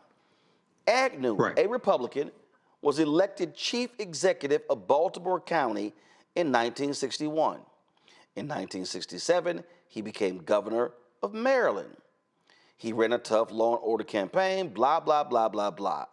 He resigned on October 10th, 1973, after the U.S. Justice Department uncovered widespread evidence of his political corruption, including allegations that his practice of accepting bribes had continued, y'all listen to what I just said, had continued into his tenure as U.S. Vice President.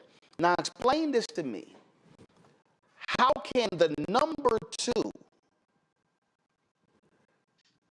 be targeted and then cop a plea and resigns, but they say, oh no, the president, you can't go after him because this is going to interfere with his duties. So what they have said is the president of the United States can commit untold crimes. He or she could commit untold crimes. Y'all can't prosecute him because that's going to interfere with his job. This right here completely flies in the face of what's etched in stone above the U.S. Supreme Court, Michael, where it says equal justice under law.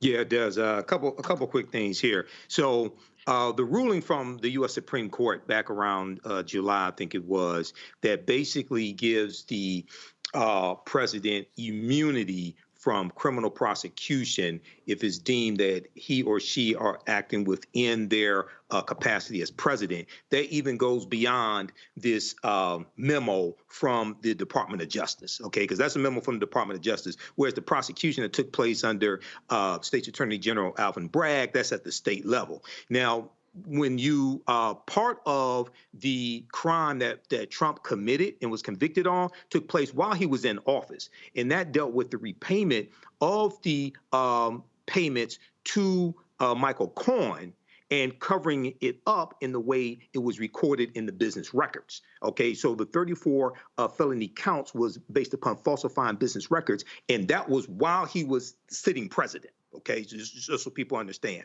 And I'm pretty familiar with that case because I was the one that broke that story on 19 AM WFDF when I was had the African History Network show on that station. And when the story first broke about Stormy Daniels, I was the one that broke that story. Lastly, when we look at the piece from Reuters, Trump's attorneys are making the argument not that he's immune from criminal prosecution or anything like that, but they're saying that if he is sentenced, then it will become an unconstitutional impediment, okay, to him governing. Well, the sentence could just cover the time from now until January 20th, and that won't interfere with him being president at all. So, yeah, so they're just making excuses and just trying to run the clock out on this, which is what Donald Trump has a history of doing. Just delay. So they should just go ahead and sentence him. You know, the court is going to reconvene December 2nd. That's the deadline. It's just Friday, December 2nd. So, but they should go ahead and sentence him. It's just, for me, it's just completely irrational, nonsensical. It flies in the face of the law, and what they've said is we're going to just give this massive exception to him. It's grossly pathetic, but this is how they roll. And hell, Joe Biden, just go on out and commit a bunch of crimes. Just start taking bribes and doing all kinds of. It's just to me, it's just stupid. It's beyond stupid. All right, folks, got to go to break. We come back. We'll be joined by Texas Congresswoman Jasmine Crockett. Woo, things got a little funky on Capitol Hill this week, and so we'll be chatting with her about that and a number of other issues as well. Folks, you're watching Roland Martin Unfiltered on the Black Star Network. Support the work that we do. Join our Bring the Funk fan club. The target of our goal is to get 20,000 of our fans contributing on average $50 each a year. That's $4.19 a month, 13 cents a day. If you want to give via Cash App, you can do so via Stripe. This is the QR code that you can actually use. Also, what you can do is you can send your check and money order to P.O. Box 57196, Washington, D.C. 20037-0196. PayPal, R Martin Unfiltered. Venmo's RM Unfiltered. Zelle, Roland at RolandSMartin.com, Roland at RolandMartinUnfiltered.com. Download the Black Star Network app, Apple phone, Android phone, Apple TV, Android TV, Roku, Amazon Fire TV, Xbox One, Samsung Smart TV. Also, of course, be sure to get a copy of my book, White Fear, How the Browning of America is Making White Folks Lose Their Minds, available at bookstores nationwide, in the audio vision on Audible. And if y'all are trying to get some Roland Martin Unfiltered merchandise, this is our new shirt, Don't Blame Me, I Voted for the Black Woman. You can actually get that by going to, what's wrong, Kelly? Kelly, Wait, you can see me? Yes, Kelly. I have a preview monitor. I can see the reactions of everybody, Kelly. Yes. Yes, I can see you. I can see Michael. I can see Matt got up and left the chair. So, yes, I see, Kelly, I see everything here. So, yes. Yes, that's why I want like, what size does it go up to? I want like the largest one so I can sleep in it. It is up right now. If y'all want to get merchandise. Kelly, why are you crying? Why are you crying?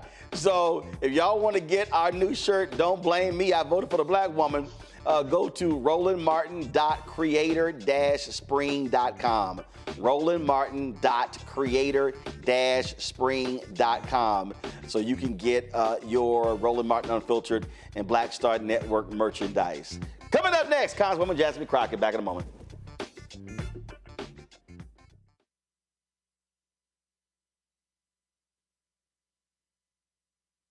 What's up, y'all? Look, Fanbase is more than a platform. It's a movement to empower creators, offering a unique opportunity for everyday people to invest in Black-owned tech, infrastructure, and help shape the future of social media.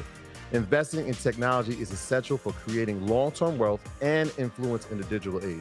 The Black community must not only consume tech, we must own it. Discover how equity crowdfunding can serve as a powerful tool for funding Black businesses, allowing entrepreneurs to raise capital directly through their community through the Jobs Act.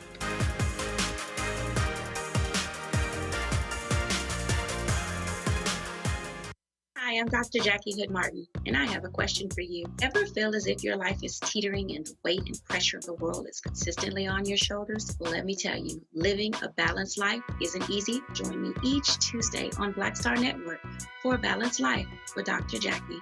We'll laugh together, cry together, pull ourselves together, and cheer each other on. So join me for new shows each Tuesday on Black Star Network, A Balanced Life with Dr. Jackie. Pull up a chair, take your seat at the Black Table with me, Dr. Greg Carr, here on the Black Star Network. Every week, we'll take a deeper dive into the world we're living in. Join the conversation only on the Black Star Network. I'm Russell L. Honoré, Lieutenant General, United States Army, retired, and you're watching Roland Martin Unfiltered.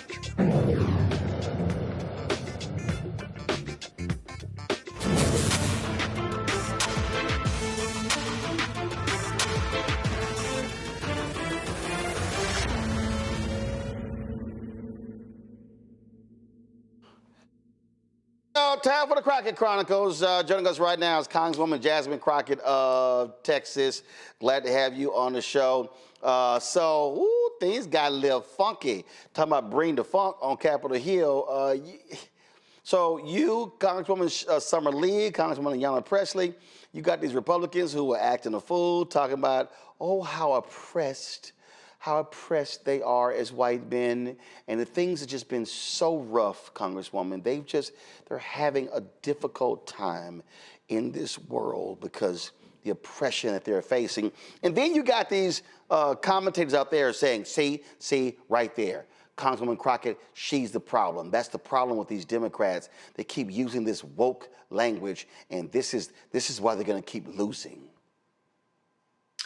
Yeah, so interestingly enough, I was watching commentary from the New Zealand Parliament, and there was a line that really caught me as they're having kind of this struggle as it relates to Indigenous people. And the line was, when you are accustomed to privilege, to then have to deal with equality makes you feel as if you are oppressed. And that line hit me so deep because that's exactly what it is. These are people that have enjoyed privilege their entire lives, whether they want to recognize it or not. And for literally everyone, because I kept saying, where's Byron? Where is Byron? Is Byron about to jump in this? Because I want to see what Byron has to say, because Byron served on the committee as well. But for some reason, Byron wasn't around to debate this particular bill being marked up. And the author of it, Representative Cloud out of Texas, was complaining that right now they are being oppressed. And then there was an issue with Higgins out of Louisiana, where he was arguing that he had been oppressed because Ayanna Pressley asked him to stop misusing the legacy of Martin Luther King and basically honor the wishes of Martin Luther King's family. And he said, see, y'all are trying to oppress me. You're trying to take away my First Amendment right. And it was just frustrating because they consistently use this language and they really don't understand what oppression is, or they want to pretend like they don't understand. And that's why I needed to make sure I reminded them of what Google has defined oppression as. And I'm sure any other reasonable dictionary defines oppression in a similar way. And they are not being oppressed. They are whining little men. You mentioned New Zealand, and of course, Parliament was temporarily shut down. This is what after Maori lawmakers performed a haka, a traditional dance demonstrating the community's anger over you talking about the treatment of indigenous people in that particular bill. Pull the audio up, y'all, real quick. Come on.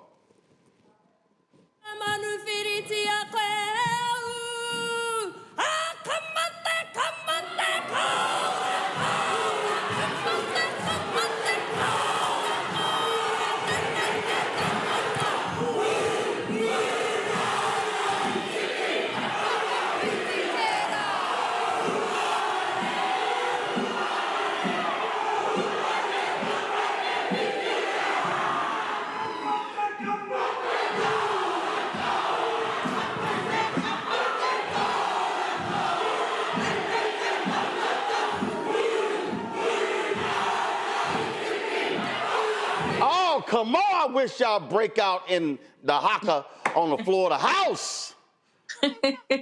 I don't necessarily see that happening, but there is this movement of the far right that we're experiencing right now where it's all about whitewashing. It's all about deleting. In fact, again, in that same scenario in New Zealand, they talked about the colonization. And one of the things that I wanted to make clear is that oppression looks like what my ancestors have endured, and they have nothing to reflect upon as it relates to their ancestors being oppressed in any way. If anything, they were the ones that were inflicting the oppression, at least their ancestors were. And that was why I wanted to remind them of that. But that's also why it's so dangerous that they want to delete Black history from our history books. Because if you don't know your history, then you're doomed to repeat it. And when you see the likes of, say, a Byron Donalds out there who wants to glorify things such as Jim Crow, it is important that they recognize that there are those Black folk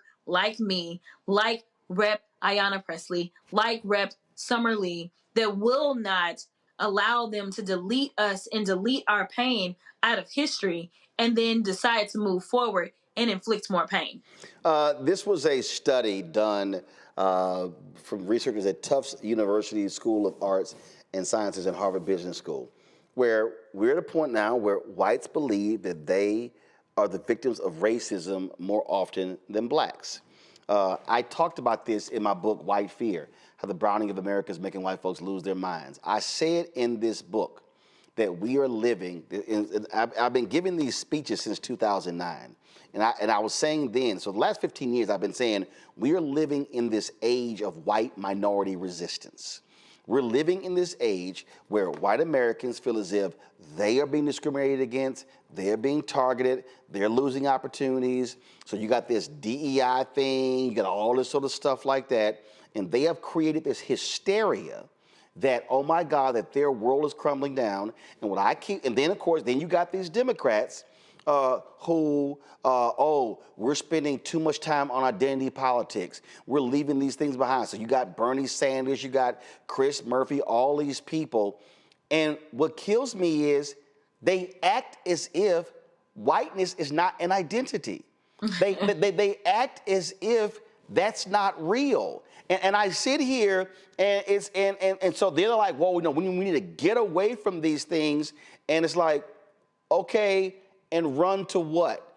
Because the reality is Donald Trump absolutely pressed the buttons of white identity. You look at the targeting of white men and males. Maleness is identity politics. And these white male Democrats, I'm like, I don't know what world they're living in where they can't see this, because for them, anything other than white is identity politics. But anything with them, oh, no, that's just politics.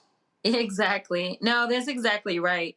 And it is important that we continue to make the record clear on who it is that's bringing this up.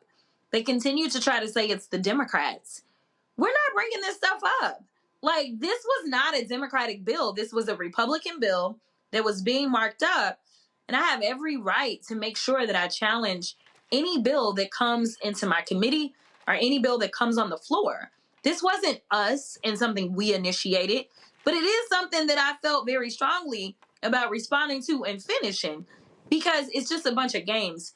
And for those that are cowering and deciding that they are okay with towing the Republican line to where they are going to whitewash us, I have news for you. If you are a Democrat, it has been people of color that have held you down in your seat. That is for sure.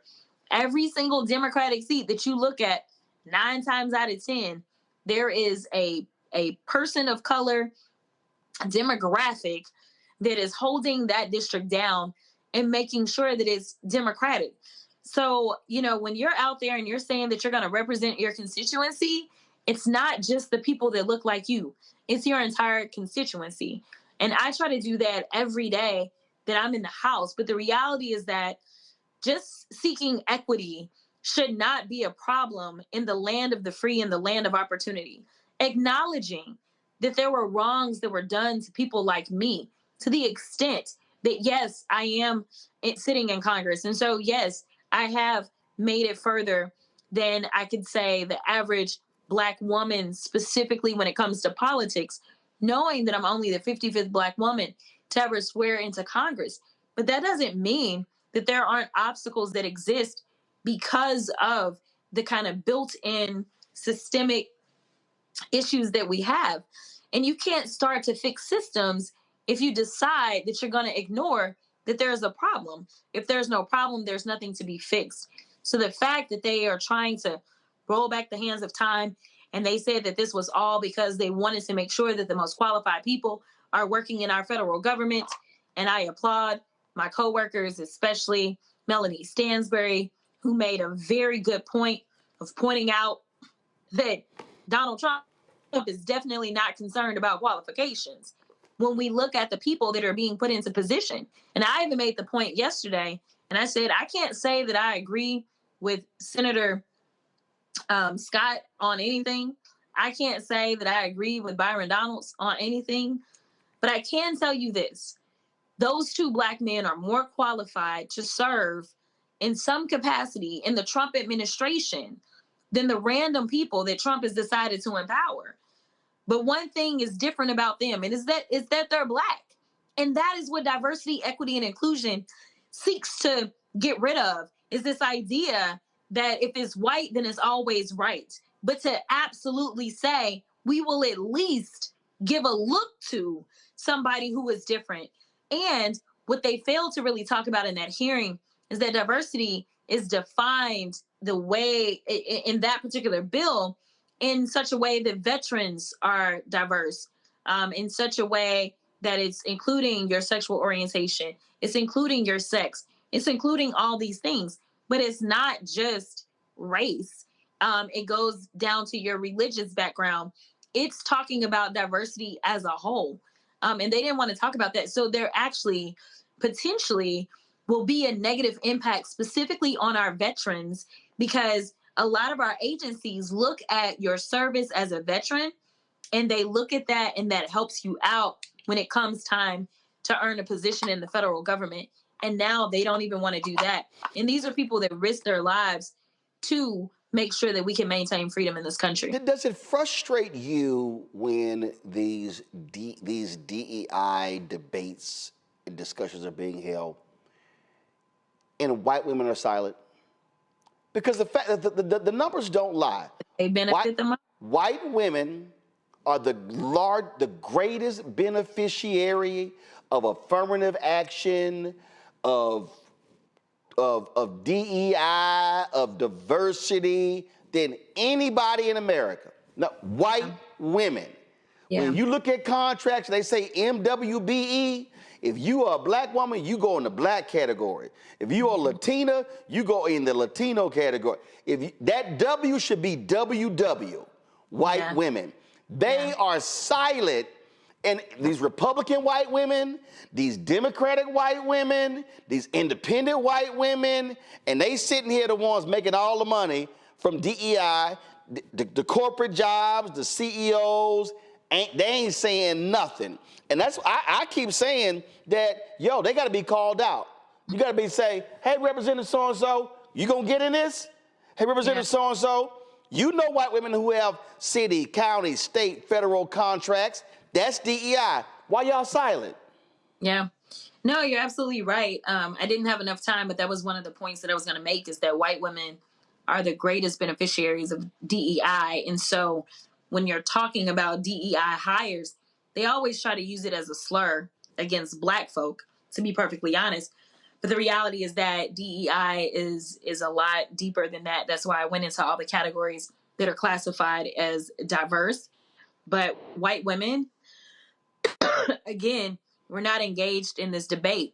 This debate, everything that I can remember, and I haven't played it back, it was nothing but the white men on the Republican side that were arguing for this. Now, they all voted for it, for sure, but they did not get engaged in the debate whatsoever on their side of the aisle. Everyone of all backgrounds was engaged in this fight as it relates to the Democrats. You know, I really wish we would focus on the things that could actually bring us together in this country, and the things that would actually solve some of the issues that we really need. Unfortunately, I don't know if the American people just weren't aware or just didn't care, to the extent that we now ended up with a Trump trifecta, where we will end up with more of this in attempt to delete and misuse and water down the legacy of Martin Luther King, and use his words as reasoning and rationale for absolutely eviscerating his legacy. That's what we're dealing with right now, is a bunch of folk that were supported by white supremacists, that have a white supremacist agenda, whether we're talking about the actions that they will bring forth in Project 2025 that we constantly try to warn people about, that people said, well, he said he ain't got nothing to do with that. As of now, I think at least 2 of his nominees were authors of Project 2025. So, you know, I don't know why people ignored us or didn't want to believe us, or what the case was, but it's time to buckle up. So I'd love to get your perspective on this here, because this has sort of been getting on my damn nerves. Ever since the election, you've got your fellow Democrats, everybody's weighing in on why Vice President Kamala Harris lost and so things like that. So this is journalist Matt Iglesias. He goes, because he was asked, somebody said, just once, I would love people who say these things to be specific about what exactly would mean to, quote, abandon identity politics. He goes, one salient example of identity politics that hurt Democrats recently was the decision in 2020 to make Kamala Harris the VP nominee, despite her poor electoral track record and unimpressive performance on the campaign trail, because Biden needed to pick a black woman. Now, I'm gonna show you this second tweet. This is Chris Murphy of Connecticut. He goes, of the 20 highest median income states, Democrats won 18 of them. Of the 20 lowest medium income states, Democrats won 3. Yes, race and gender play a big role in politics, but the hard truth is Democrats clearly aren't listening to the people we say we fight for. So I want to go back to the first one.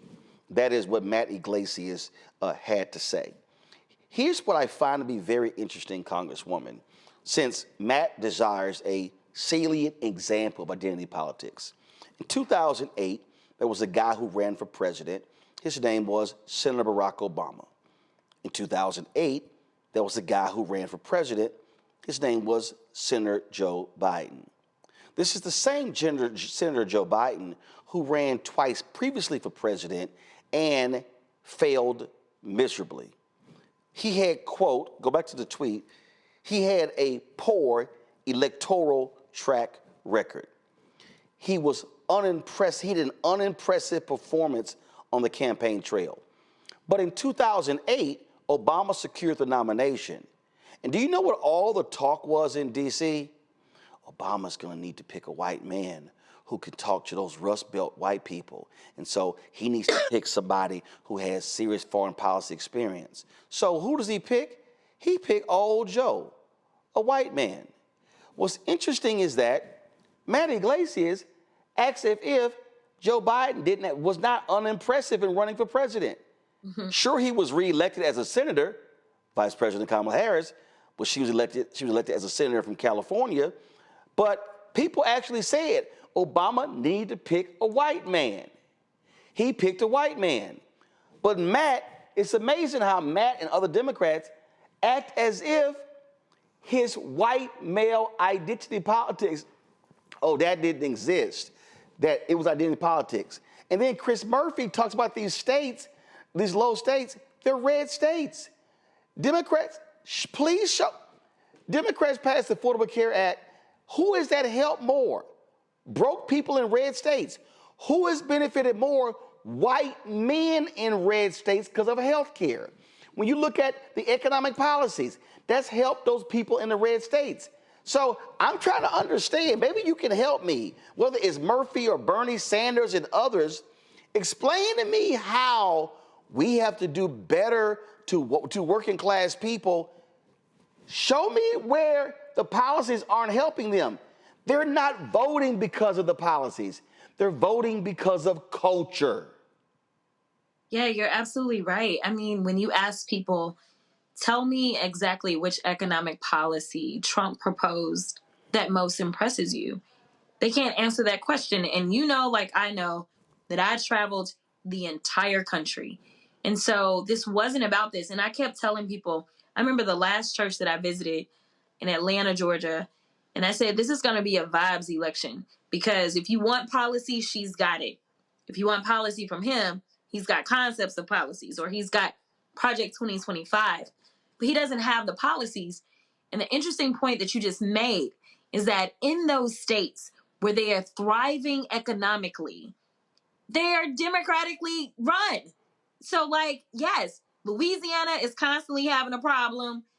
Mississippi, Alabama, and Republicans run everything. And they are the ones that are broke. They are the ones that are lacking in healthcare. And honestly, these blue states that people complain about are the ones that are carrying them on their back.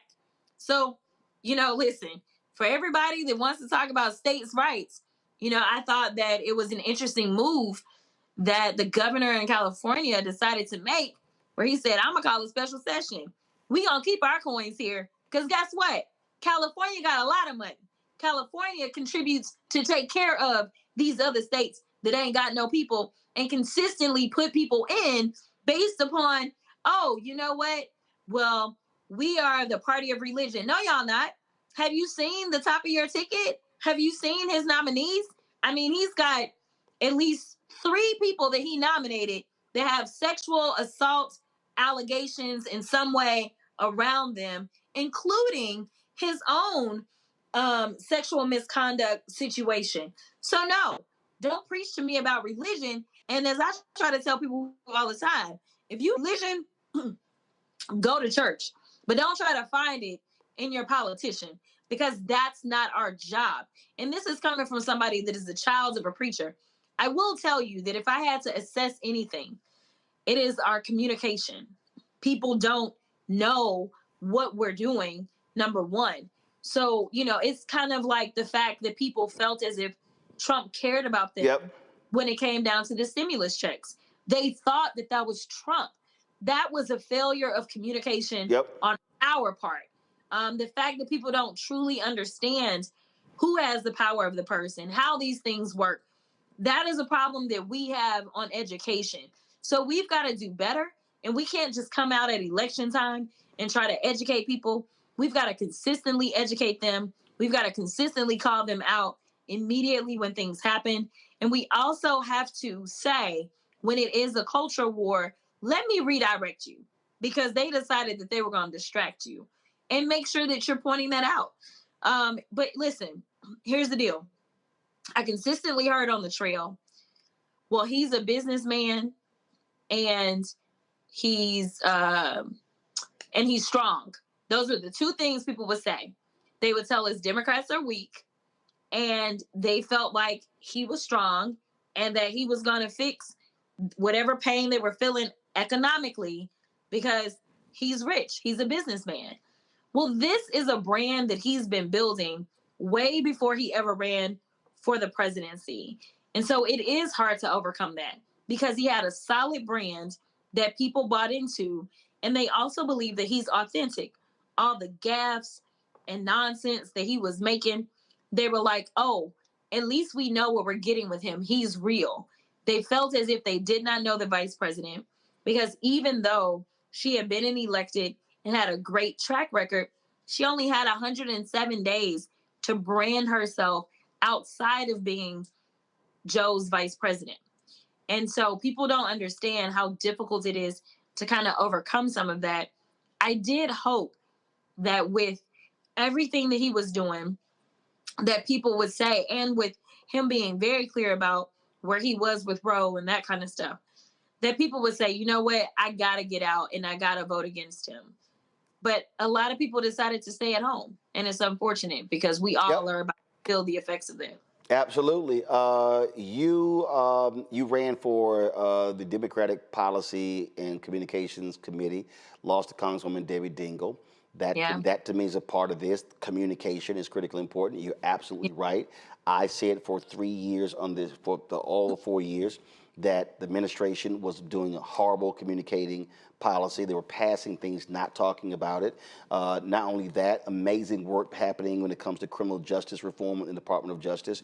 I said to Karine Jean-Pierre directly, to the chief of staff of Biden, I said, how do y'all never even bring this stuff up from the White House podium?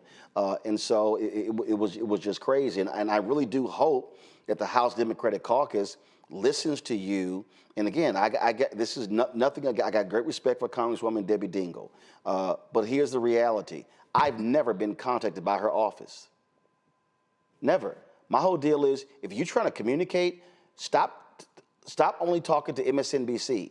You got to be everywhere. You got to be on cable news. You got to be on digital shows. You got to be on podcasts. You have to be in a constant messaging mode. And I said to the campaign, I said January to July should be education, information, education stage, enlightenment stage, informative stage, because folk don't know what you did. And you can't wait to the last minute and think a 30-second commercial actually going to do it. Real quick, questions from panel. I need short questions from each panelist.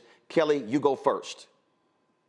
Sure. So we can talk about policy all day, right? And I've seen you on panels. I saw you at CBC. I saw you at Urban League and the like. And I absolutely adore you. Like, I watch all your clips and all those things. So this is my favorite. Question, Kelly. For a second. I got to get to that question, Kelly. I know. Real quick. As far as even with Roland's shirt, it said, I already did my job. Get somebody else to do it. That kind of vein of thinking. As a Black woman in this political space, how are you encouraging yourself to keep going? And what do you recommend for Black women such as myself who, frankly, we're tired? I feel like we did our job. What else you got for us get somebody else to do it? How do you encourage that line of thinking as well? Yeah, so, Roland started this off by talking about the fact that I did run for DPCC chair.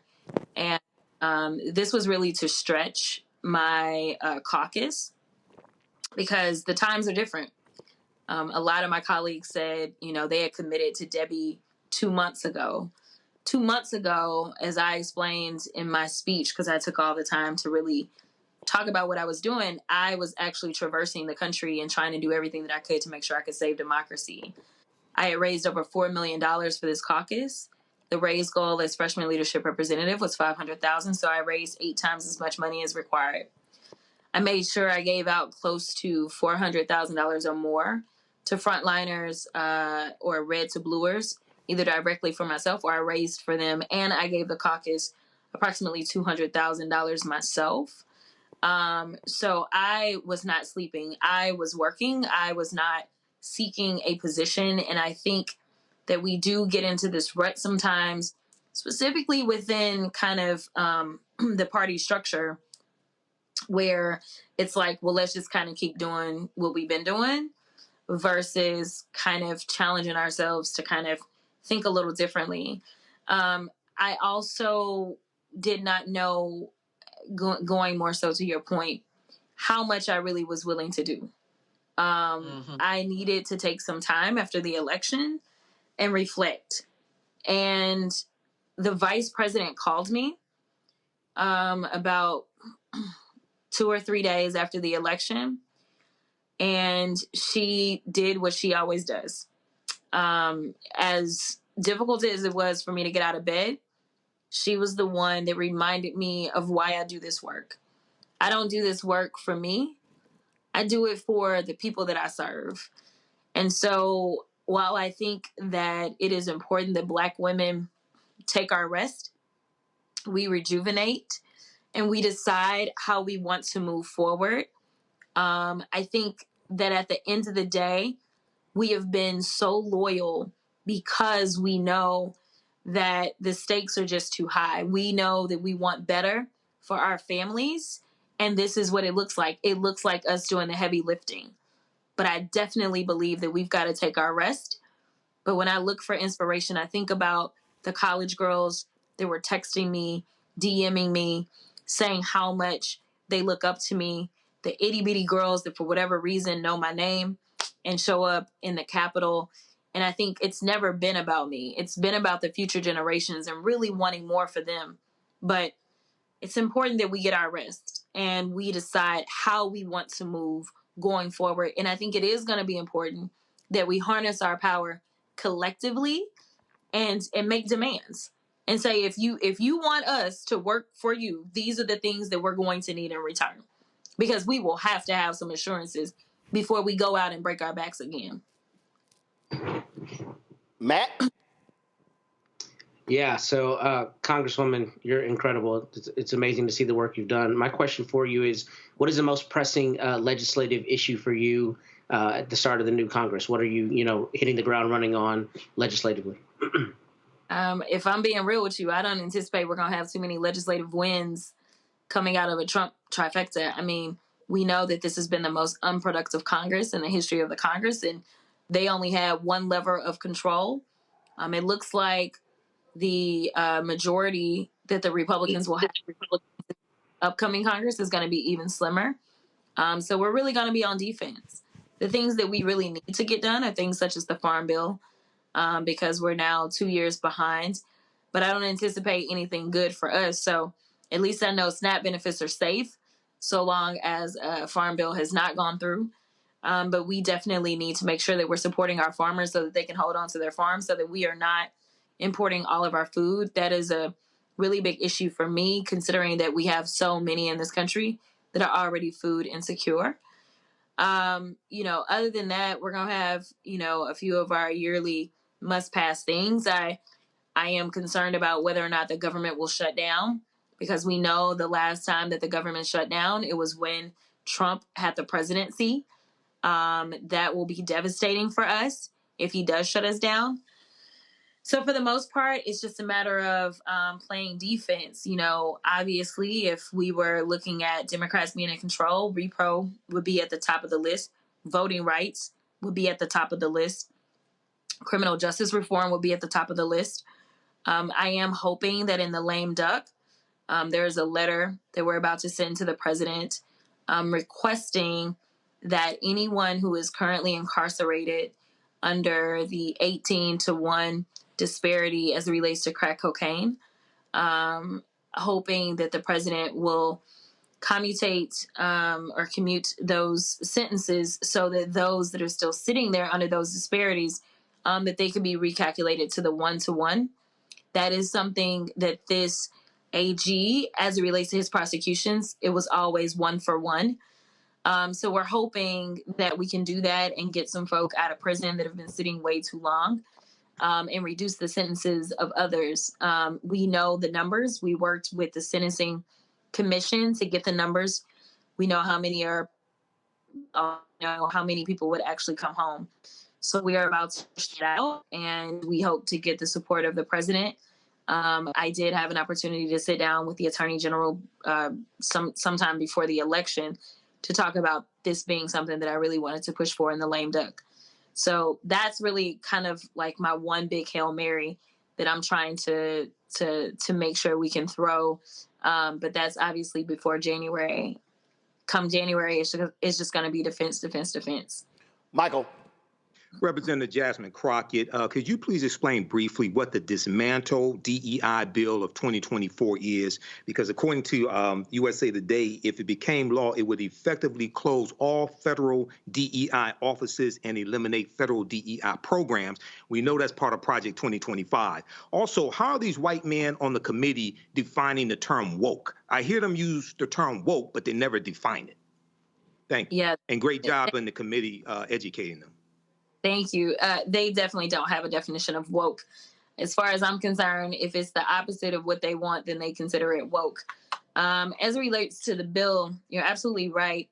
So when we start to talk about programs within various schools, whether it's, I was looking at a portion of the bill that talked about kind of how they're encouraging in the healthcare space there to be more diversity.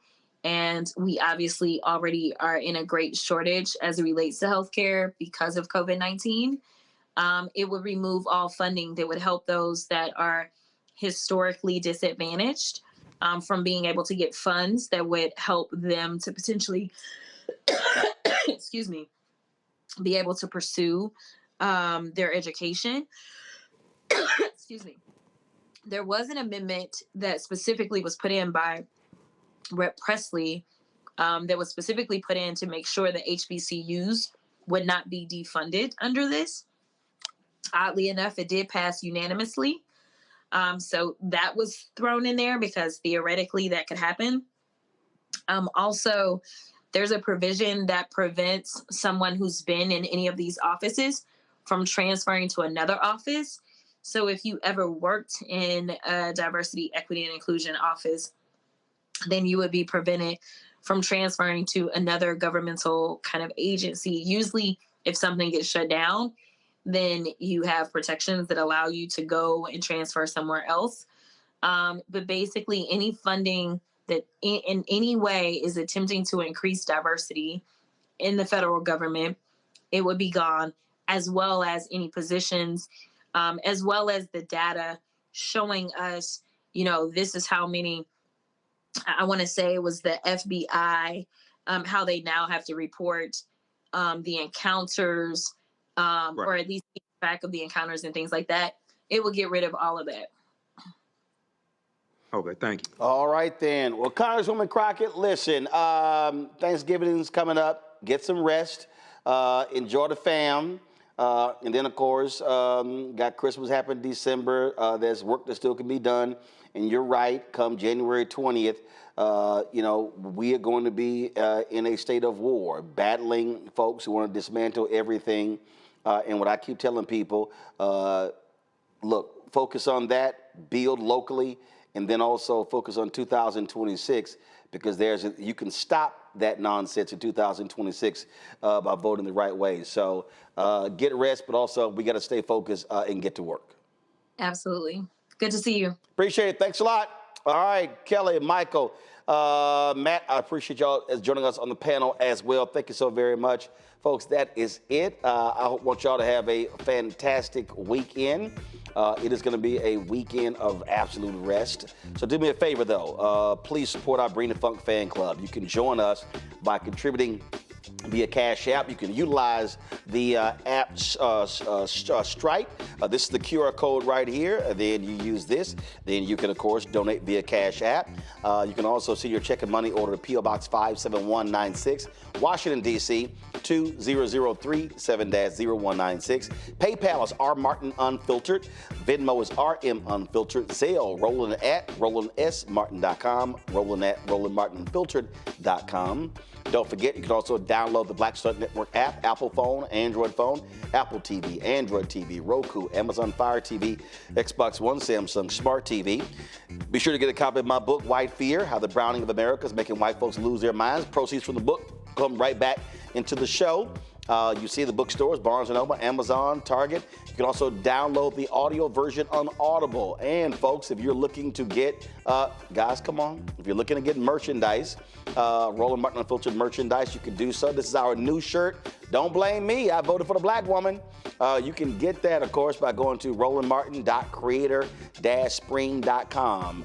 And again, we've got t-shirts, hoodies, wall art, mugs, and more. If you go to that website, the QR code is right there as well. All right, folks, we always end every show on Friday showing the list of donors. More than 35,000 donors have supported us since we launched this show on September 4th, 2018. We certainly appreciate all of you. And let me shout out Fort Valley State University. Y'all know I rocked HBCU merchandise. It's a little chilly here in D.C., and so shout out to Fort Valley State. Folks, I will see you guys on Monday. Y'all take care. Holla!